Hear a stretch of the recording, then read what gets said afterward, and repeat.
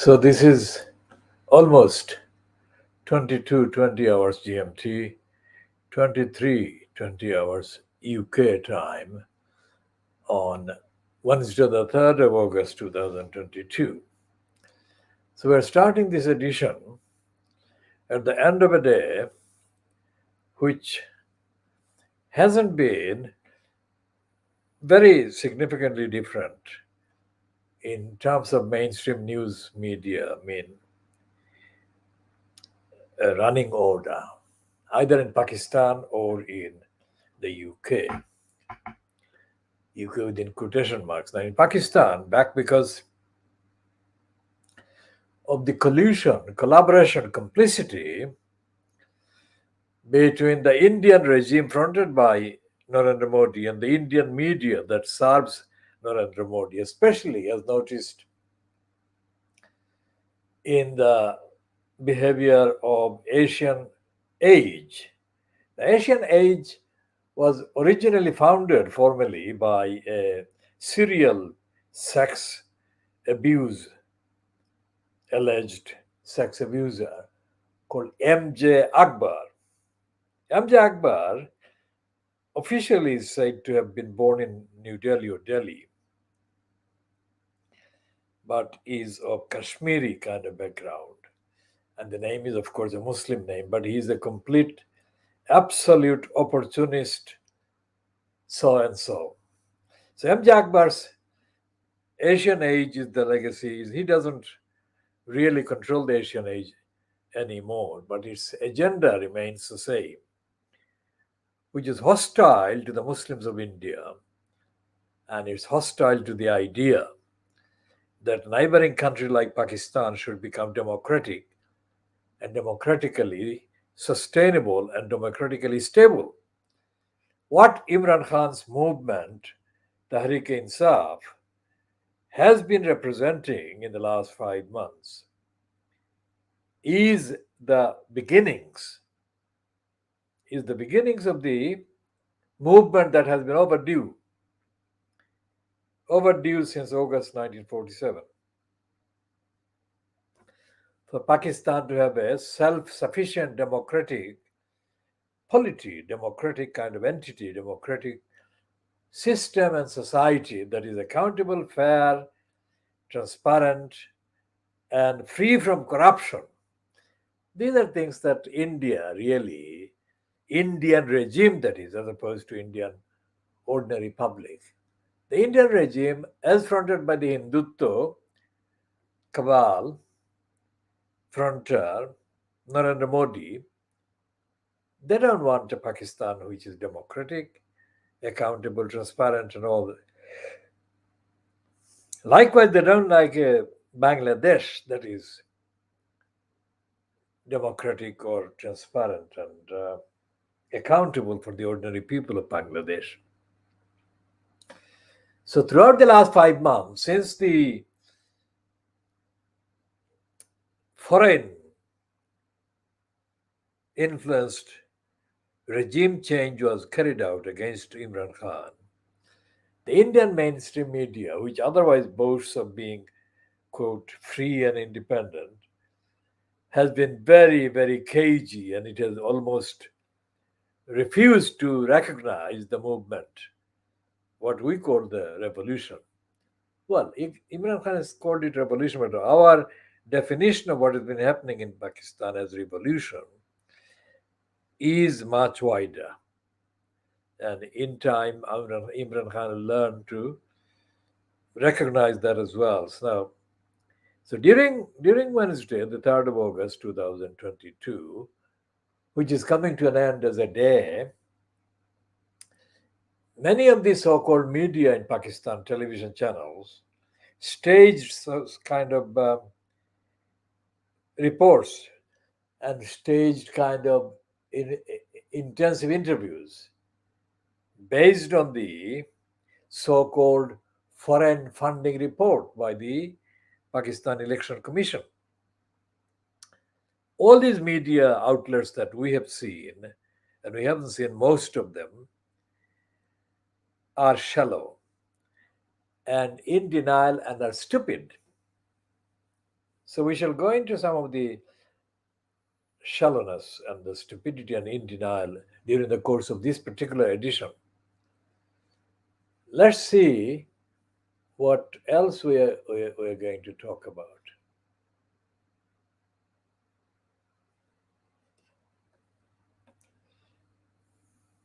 The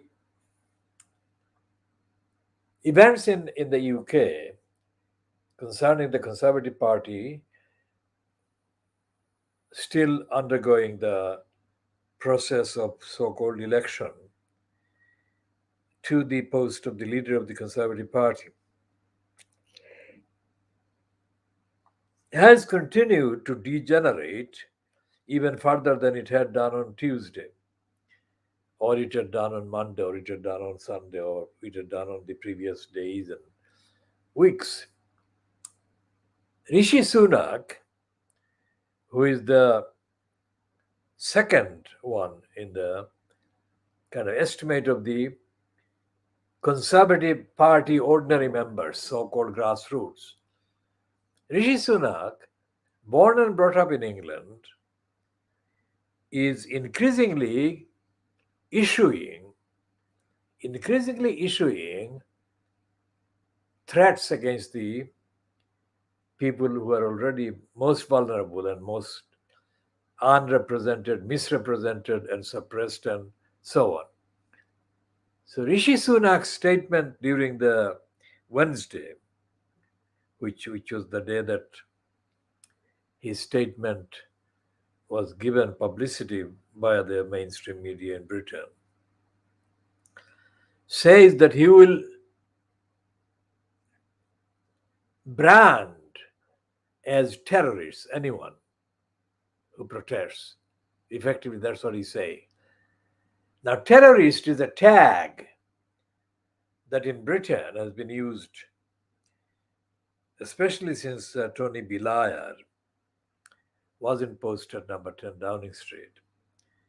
Terrorist has been used, although it is not admitted generically as being applicable on the facts, on the evidence of those who behave in a terrorist way. But effectively, it's a cultural banner that is intended to intimidate anyone who is a Muslim. And terrorist was the kind of tag that the Brexiteers used during the 24 hours after the so-called referendum result was published in June 2016. Anyone who was walking in the streets of the UK and looked to the onlooker as a Muslim because of the attire, the dress, a burqa in the case of the woman, and the cap in the case of the man, was physically attacked, randomly attacked by the Brexiteers who equated Brexit as a patriotic kind of event. And they equated those who opposed Brexit as an act of treason. And in the case of the Muslims, when the anti-Muslim ones attack the Muslims, starting within minutes of the result of the Brexit referendum, so-called, they did that on the assumption that Muslims were worse than Remainers, and that Muslims were to be assumed, on the face of it, prima facie, treated as being against Brexit. And being against Brexit means against patriotic British. In other words, little Englanders were attacking Muslims, men and women, in the streets of the UK. Thousands of people were attacked. Now, Rishi Sunak was a dedicated performer on the platform, the BBC and other media platforms. He was performing in collusion with the likes of Boris Johnson as a Brexiteer. And As compared to Rishi Sunak, Liz Truss, who is now leading the popularity contest polling against Sunak, was actually a Remainer. Now, because she knows that the Conservative Party in the UK, in England, actually is made of essentially Little Englanders in the main, and that in order for her to get the maximum or the majority, that required number of votes from the Conservative members, she has to come across not only as a Brexiteer or as a converted Brexiteer, but as also being an extremist Brexiteer. Now, compared to Elizabeth Truss, Rishi Sunak issued this statement saying that he would brand as terrorists anyone who challenges British values, and by that he meant anyone who challenges racism, anyone who challenges the suppression, the suppression of freedom of speech, etc., etc. And he said that he would treat wokes as traitors. Now, as the racist newspapers have helpfully, quote, helpfully is an ironic use of the term, have devoted extensive amounts of space during Wednesday, in their edition of Wednesday. Treason was punishable by death penalty until about 19 years ago. So that's a very serious step that Rishi Sunak is taking, because he is going for the death penalty equivalent to be imposed on those who dare challenge racism, dare demand freedom of speech and the rest of it. So these are the two things that we shall compare Rishi Sunak with Priti Patel. Like Rishi Sunak, Priti Patel is of Indian origin, although she wasn't born in Britain, or she actually came, or her parents came, let's say. She probably was born, I'll check that in a minute. She was raised in the Midlands. I mean, the main basis is Leicester, where there is a cluster of Gujarati background Hindu Indians in in in in in, in Leicester, which is why Keith Shit Vaz chose Leicester as his constituency when he was kind of being propelled as one of the four black section diversity displays by the Labour Party. The Labour Party leadership at that time in the 1980s included Roy Hattersy, the racist Roy Hattersley.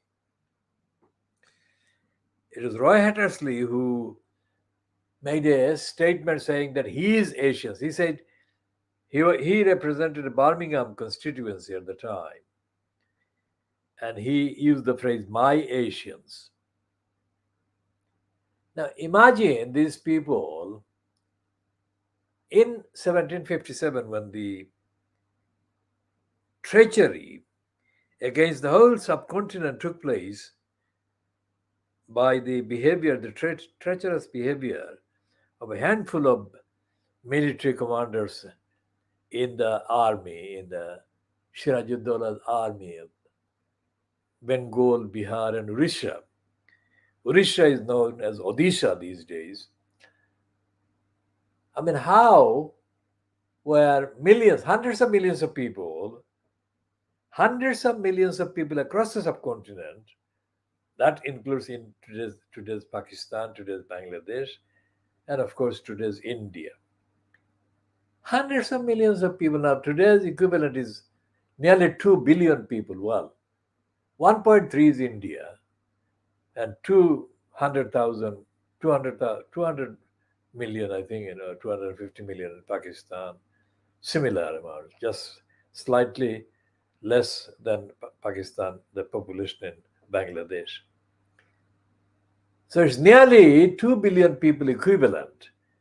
How did the likes of Clive, etc., manage to control these people? That is the mystery. I have kind of unpacked and I have diagnosed the mystery only this evening, not long ago, about half an hour ago. So it would be like 22:15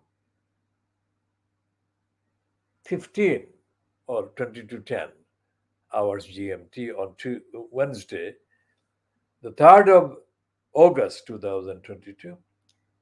The only reason, the only reason behind such a huge number of human beings, a huge number of human beings looking like one another, let's say, homogeneous compared to the ones like Clive and his gang. The only factor that operated behind such a large number of people becoming obedient and allowing the invaders to rule over the huge subcontinent had to be a mental decision. All these people became, in my analysis of the last half an hour, diagnostic analysis, all these people became instantaneously volunteered. They volunteered as submissive supplicants, servants, slaves, orderlies, couriers. They volunteered. That is the explanation. That is the analysis that I've cracked it. As K. Jordan would say, I have cracked it. K. Jordan said, I had cracked it when I told her that the then MP for Eastern, the Stephen Stupid Timms, who had given the runaround for about 10-15 years to a woman, a Sikh woman, about the status, immigration status of her nephew whom she had adopted. And as a constituent of Stephen Stupid Timms, that woman had literally hundreds of contacts made with the local MP, Stupid Stephen Timms, believing completely wrongly, as I proved, believing that approaching an MP was the next stage before approaching God, if there was a possibility of approaching God about anything difficult. Now, Stephen Stupid Timms is an idiot. He's a petty minded, completely petty minded, stupid man. But that is the main feature of the Keir Starmer fronted Labour Party MPs. Most of them are stupid men or women. There are very small number of exceptions, but these are the. What happened was that this woman had her nephew, whom she adopted, when this boy was about 10, 11 at most. But the boy was not kind of recognized as existing.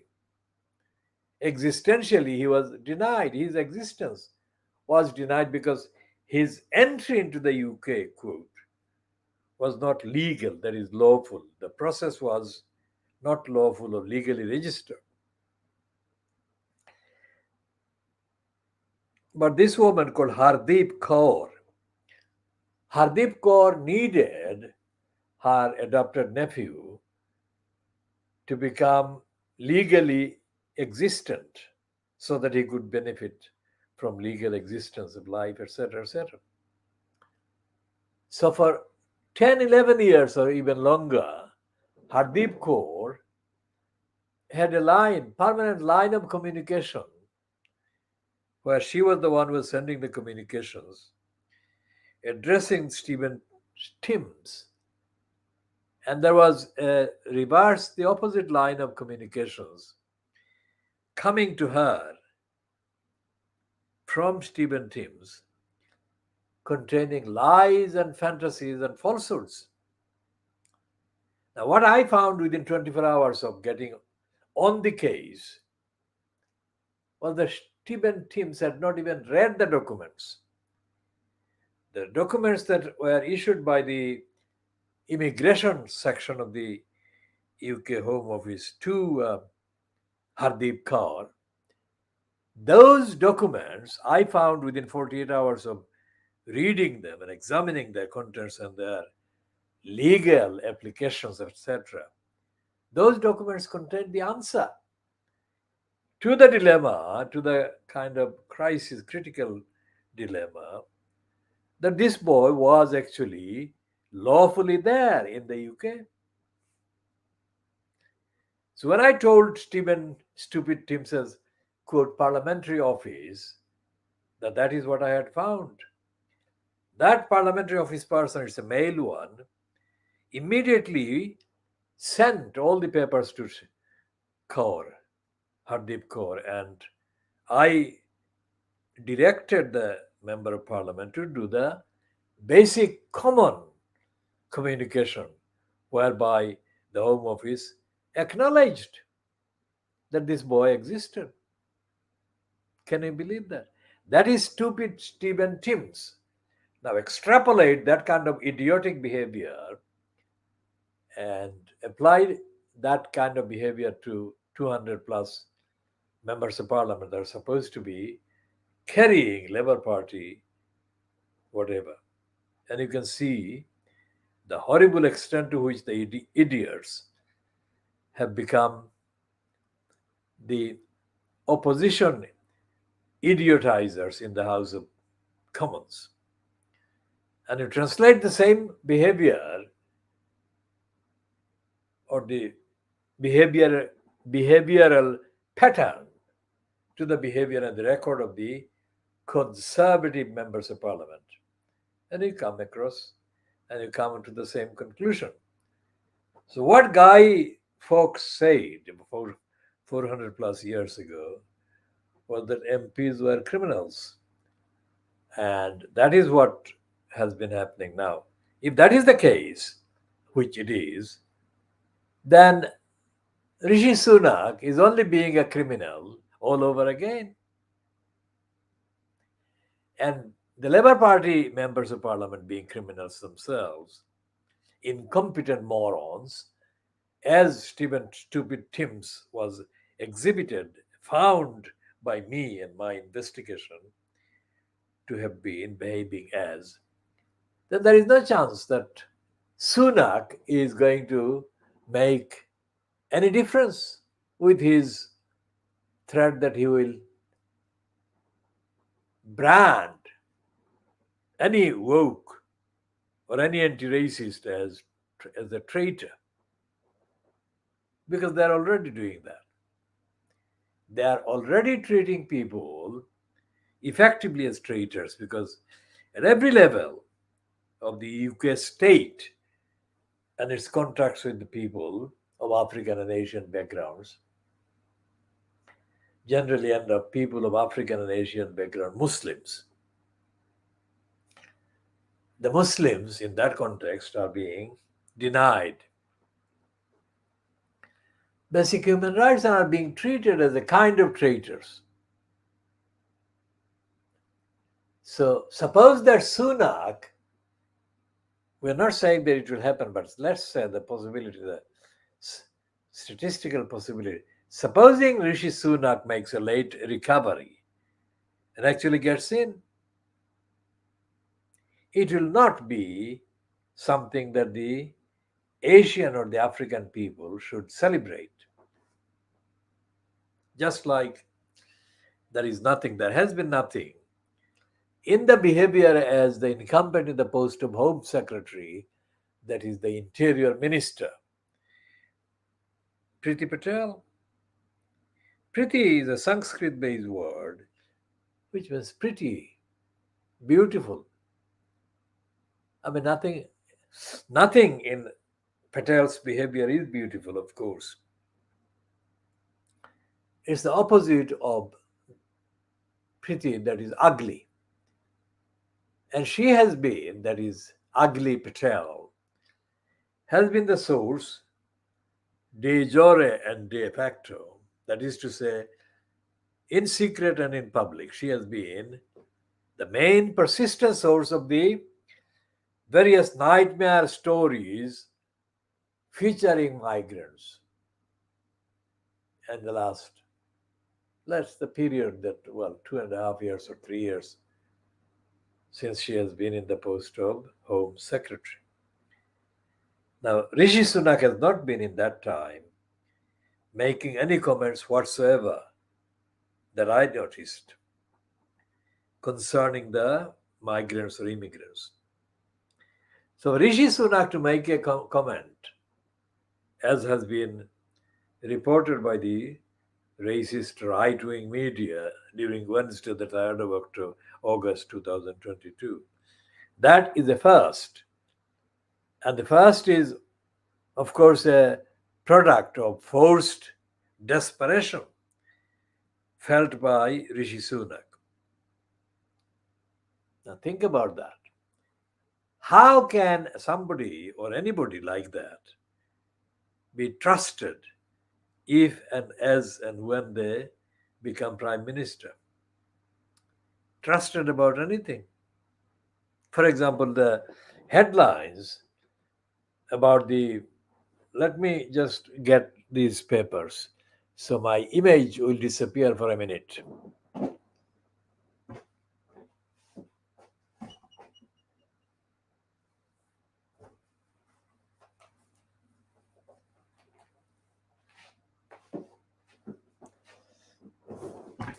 So this is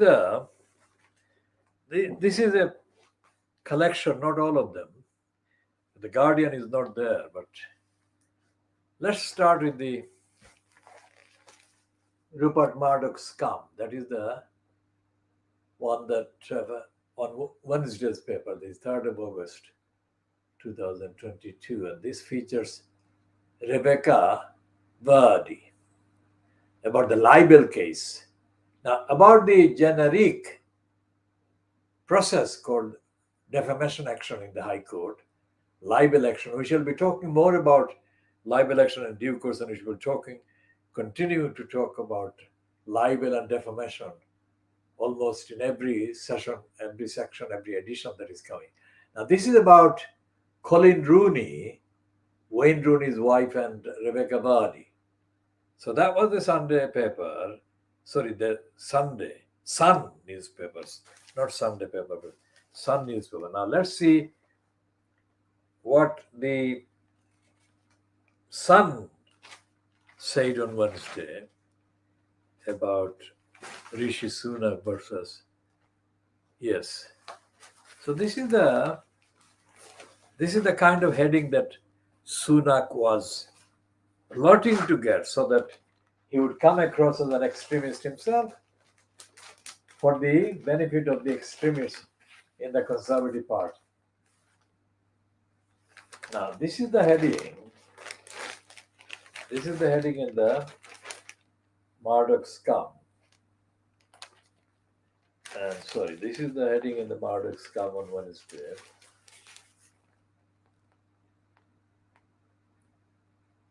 Wednesday, the 3rd of August 2022. And its heading says, as Sunak slumps in poll, Rishi vows action on UK extremists. Extremist is the most misused, abused term. And it is always used by extremists themselves to undermine the evidence. Because when they have no evidence, that brand people questioning the lack of evidence as extremists. So here is the first paragraph in this comment. This is a byline to a woman called Natasha Clark. People who hate Britain would be dubbed extremist terrorists under a Rishi Sunak government, he says. The Tory wannabe PM today vowed a crackdown on Islamic extremism. See what I said even before reading that one. Islamic extremism is the target that Rishi Sunak has decided to focus on as the passport, as his passport, Rishi Sunak's passport, to become the Prime Minister of Britain. It's not anything else. Islamic extremism is the key to number 10 Downing Street. That is to say, a pledge by Rishi Sunak to undermine Muslims, to deny Muslims, to take away Muslims' basic human rights and civil liberties, is the best way to get the votes of the Conservatives and get into number 10 Downing Street. Remember that. We shall not be dwelling on that particular item because there will be lots and lots and lots of similar items of evidence that show that Rishi Sunak, although he was not born in India, and he was born in Britain and raised in Britain, Rishi Sunak is as much anti-Muslim as if he were born in Gujarat, and as if he had Narendra Modi and Amit Shah as his political models, role models. This is an awful, alarming statement for Rishi Sunak to make. Regardless of whether he becomes Prime Minister, the fact that somebody nearly the leader, the Prime Minister already is making such a statement shows the extreme level of intolerance and law breaking that has been reached by the Conservative Party and the Conservative members of Parliament. Now, contrast them. No, contrast would not be justified. Check how similar to Rishi Sunak Keir Starmer is and has been. Well, come to that. Even Jeremy Corbyn stayed back and didn't solidarize fully, categorically with the violated rights of Muslims because Muslims are Muslims. And the anti-Muslim denials and deprivations that were being committed under the auspices and the banner of the UK government, whether fronted by Theresa May or whether fronted by David Cameron or whether it is still being fronted by Boris Johnson. And there has been no sign, there has been no sound, there is no expression of concern, there has been nothing, no political activities worth any mention from the Keir Starmer fronted opposition Labour Party, so-called, in the UK House of Commons. One journalist, so-called, has been mocking the absence of Keir Starmer's political impact. And this journalist, either Quentin Letts, working for the Times, or somebody like Quentin Letts. And what has happened in the kind of hustings and the competition between the followers of Rishi Sunak and followers of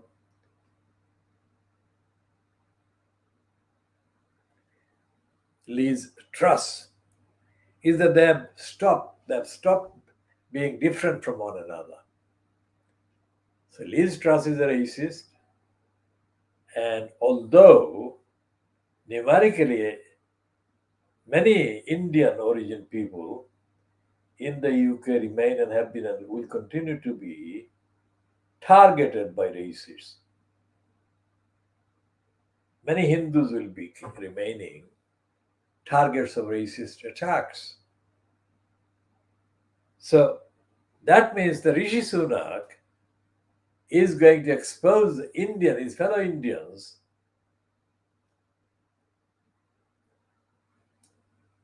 to serious prejudice and discrimination based on woke, based on bogus.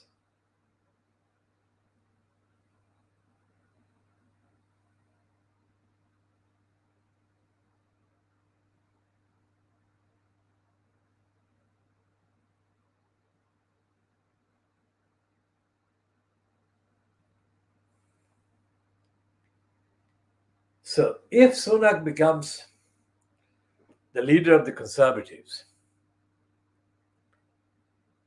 and he carries out this extremist measure against extremist Muslims, then he will create a civil war, civil unrest in the UK. And the targets will be Muslims, whether the Muslims are practicing any extremist form of Islam, which is impossible. Because no practicing Muslim can be an extremist Muslim while at the same time practicing Islam. Because Islam is incompatible. The faith, the religion of Islam is incompatible with extremism of that kind.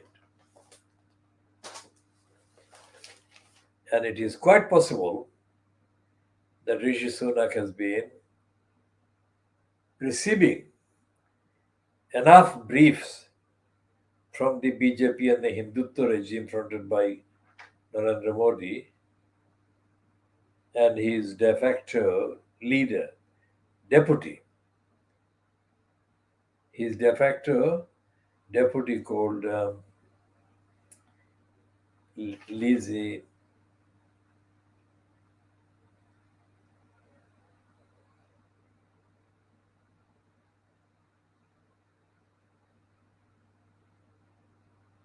So what will be interesting to observe is that this is not, as I said, this is not a new kind of dissent by the Hindu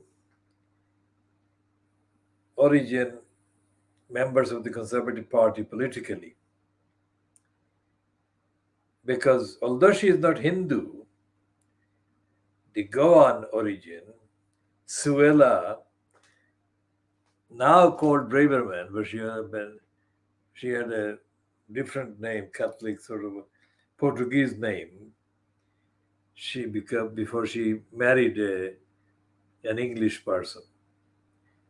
Suella Braverman is as hostile to civil liberties, civil rights, freedom of expression, and equality as is ugly Patel, and as is the smooth talking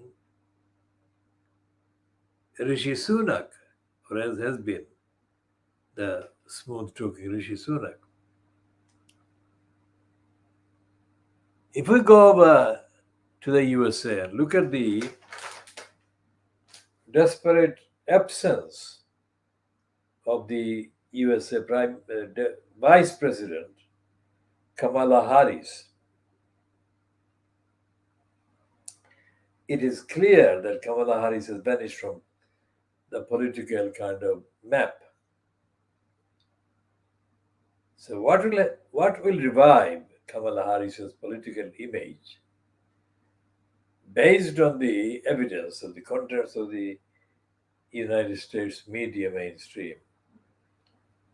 It would be for Kamala Harris not to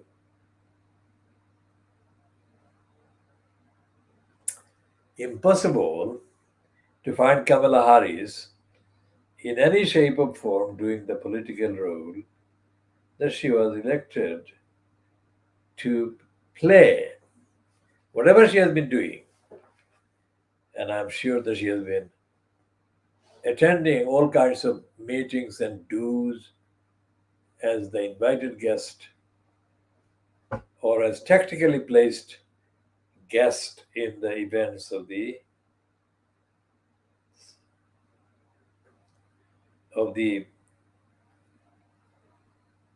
Democratic Party.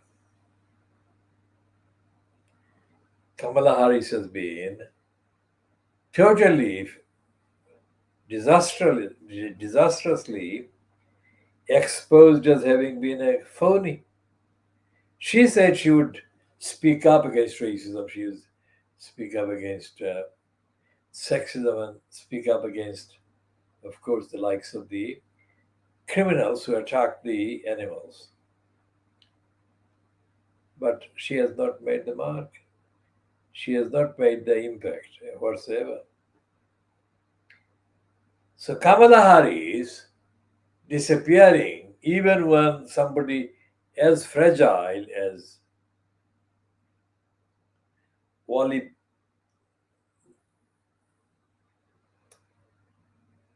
Joe Biden has been in post as president, the prospect of a USA addressing all its duties as I have listed tonight would lift the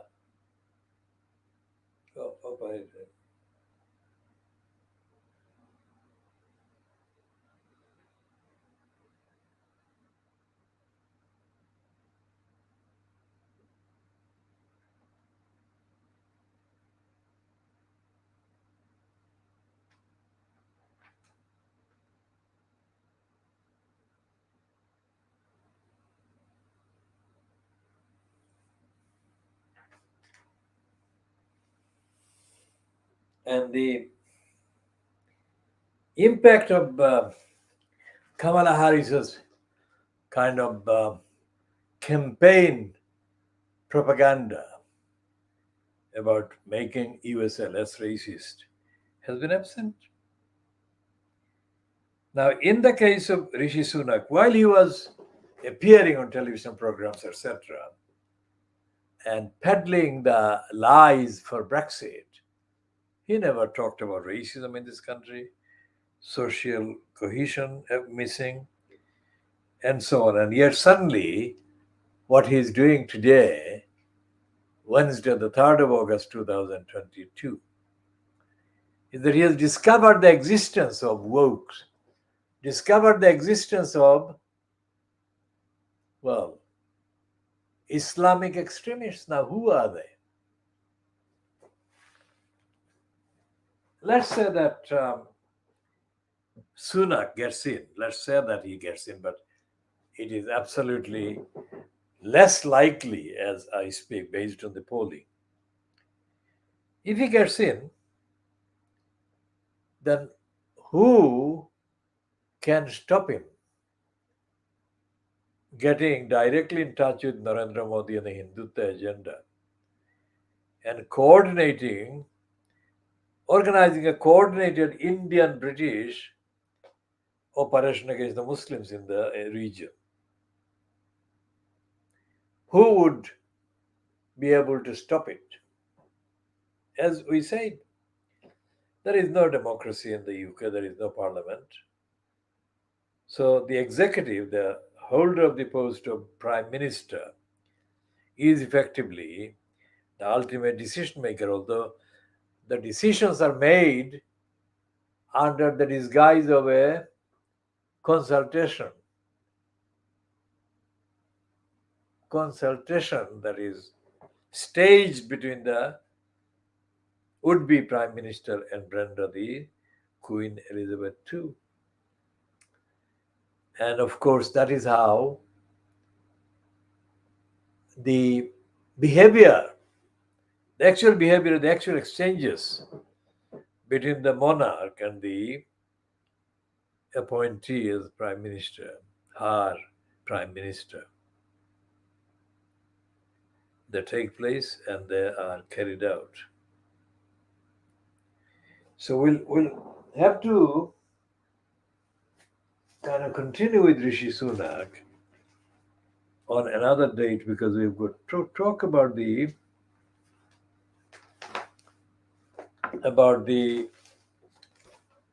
front page of the Daily Mirror. We'll come to that front page in a minute. I'm not looking at the Daily Mirror. I'm looking at the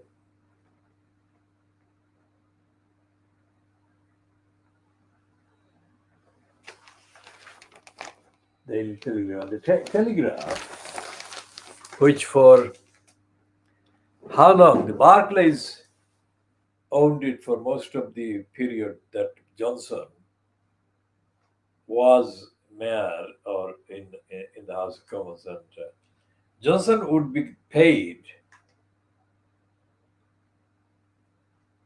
enormous amount of money under the pretext that he was writing a column or he was reporting as a journalist. What the Daily Telegraph paid Johnson on an estimate, because most of the income that Johnson has been kind of paid, these are not direct incomes from his time as a journalist or whatever. These are direct bribes. The Telegraph Group allowed Johnson to publish any number of idiocies, stupidities, and items of ignorance. And this is what happened. Because he wrote, and nobody knows who wrote them. And nobody knows who wrote them.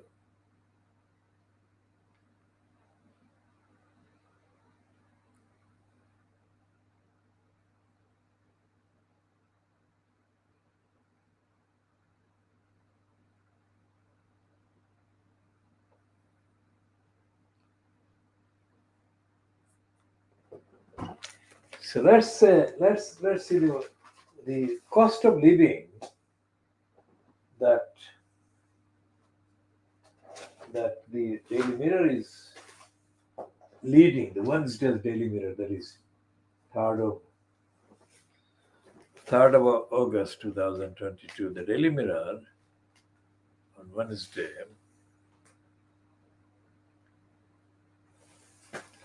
is running this kind of front page. Brazen profiteers. Now, what the Daily Mirror is referring to, and the language is completely wrong, is the British Petroleum, which is called BP.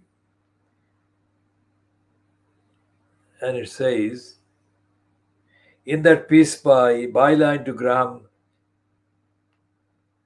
Hiscott, who is described as head of business. So Graham Hiscott says that BP raked in a profit of £6.9 billion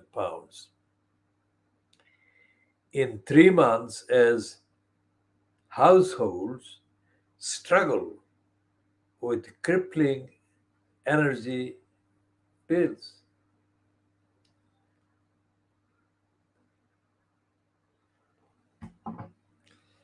And what is the point of that? Because the oil giant, that is BP, run by Bernard, is it Looney, was accused of laughing all the way to the bank. But fuel pumps are the UK's dearest, the AA said. So it's the drivers, motorists, and people who buy the fuel who are paying higher and higher prices.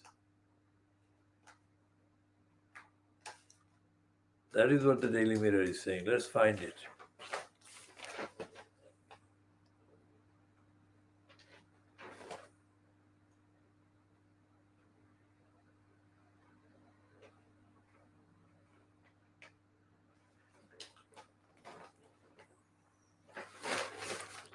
What page is that continuing? Page 5.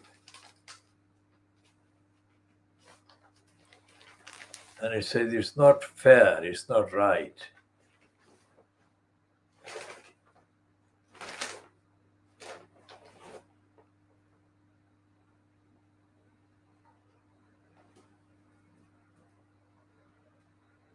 Now that's about this headline. It's not fair, it's not right about this boy that the court have sentenced to death. A seriously ill boy, the British courts have sentenced to death. We shall talk about the court's role as the judicial murderer of the state. And this is the Daily Mirror front page being detailed on page 5 of Wednesday, the 3rd of August, 2022.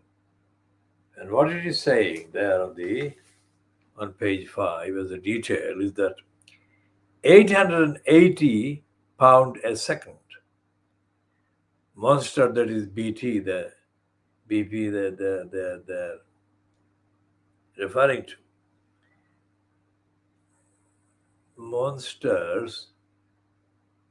profits for BP, or monster profits for BP, yet they still charge through the nose.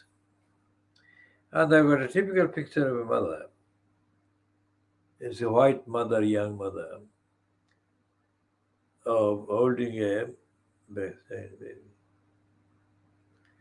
So let's see what the mother says in the mirror. Single parent Carly. Single parent Carly Newman says she can't understand how oil companies are allowed to rake in huge profits and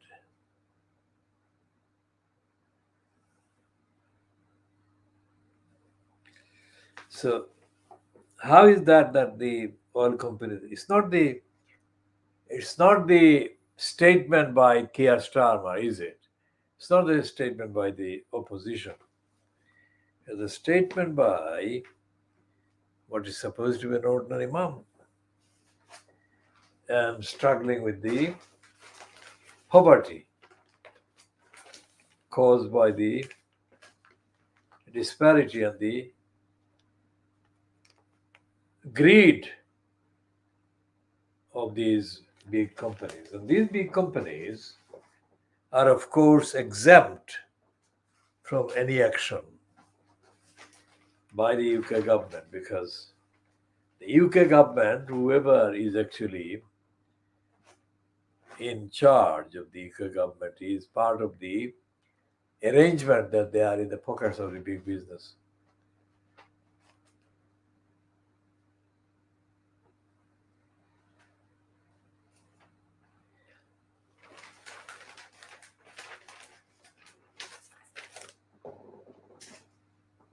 So Rishi Sunak is not talking, of course, about the hardship by the likes of the Imam Khadi, and nor is Liz Truss.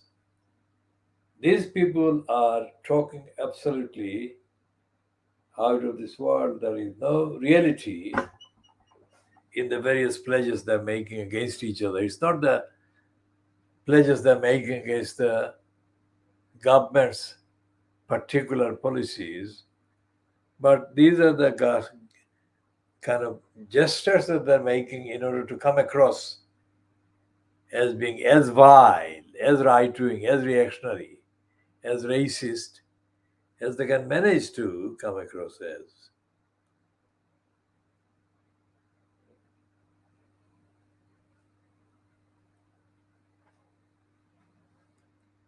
The absence, the absence of real social discussion and discourse in the Labour Party or via the Labour Party is not an accidental absence. It is part and parcel of the congenitally dishonest composition of the corrupt or corrupted leadership of the Labour Party. As I have said many times, the fact that the big company like BP and the company bosses like the BP want to kind of enjoy huge personal gains for the executives while the ordinary people in the country are struggling, literally struggling, to avoid hunger, starvation, and mass deaths by hunger. So we say that Keir Starmer is not fit for purpose as the opposition member of parliament. That is the leader of the opposition, because he is not opposing. And so it is possible that Starmer, whom we call the political murderer of the Labour Party, will continue to murder what remains of the political identity of the Labour Party as it was founded. The Labour Party was founded in order to eliminate discrimination.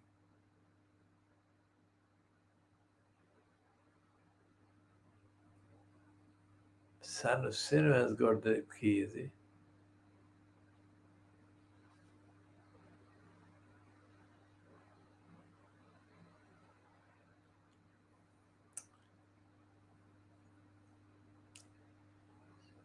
He has not seen.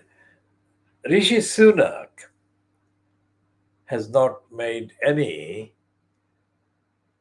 statement about the ordinary people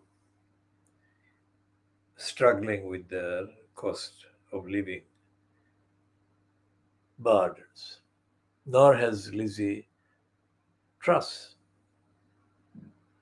at any time until most recently. And this fakery about the economic policy radical steps by Lizzie Truss that the Sun is giving her credit for, this will not change Rishi Sunak's political direction, nor will they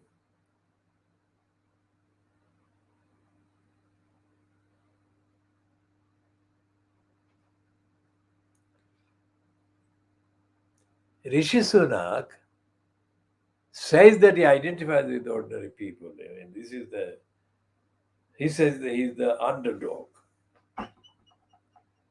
but he has no evidence of being an underdog. And everything that he has done as a person imposed as Chancellor of the Exchequer, that is the Finance Minister, shows that he was not reliable. He is not reliable as a source or as a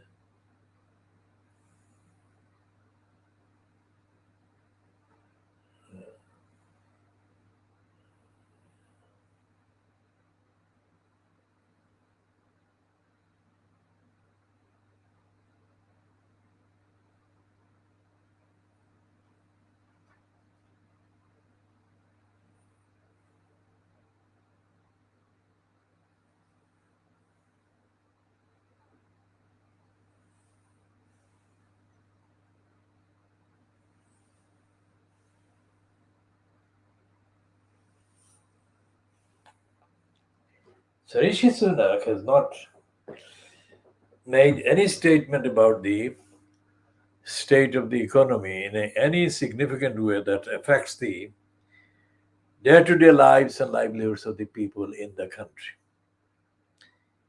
So all these statements that he's making now and all these statements his counterpart is making about any aspect of ordinary people's lives in this country must be treated as artificial, shallow, ill-informed, ignorant, and false.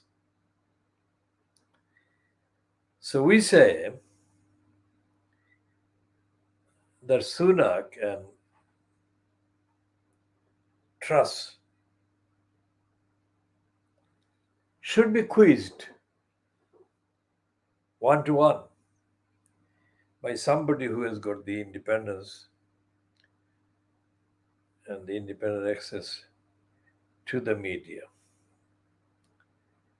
and the facts, and we shall see just how shallow Sunak and Truss are. It is amazing that despite the fact that these two are occupying the two positions, while the Conservative Party's party managers have not dispelled the impact, the image, dispelled the image that Rishi Sunak has of being detached and by being ignorant of the daily struggles that are being faced by and being overwhelmed by the policymakers and the decision makers in the country against the ordinary people whose only recourse is to the so-called welfare state, which is an insult. Because whatever the welfare state may make available to people in poverty and low income is being already allocated to other expenditure and costs. And by the time there is any money, there is less money for the food and shelter than there is the bills, the debts that are mounting. So we shall be talking about all of those as we approach the end of the program. Now, what we talk about in terms of Pakistan today, that is Wednesday, the 3rd of August, 2022, is this. Because of the tripartite conspiracy by the American regime and the Indian regime and the part regime in the subcontinent following the August 1947 independence from the Kuwait British, the collusion and the conspiracy among these forces has become quite transparent in the behavior of the financial crimes. We've discussed the financial crimes before, and this time we shall only say that the fact that the kind of Indian journalists, mainstream journalists, are following, that is to say, imitating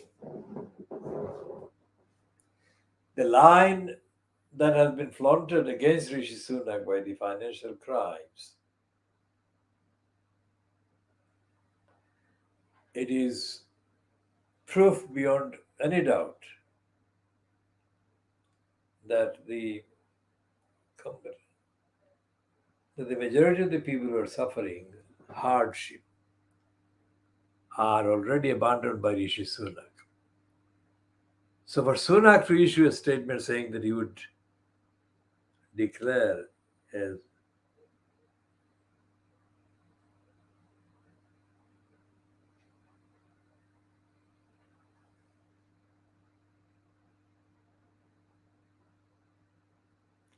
So, what we shall be doing is leaving this particular discussion at this stage, and we shall continue updating on all the issues that we had expected to cover in detail, but we are not going to do that in this edition. This is 23:25 hours GMT on Wednesday, the 3rd of August 2022, and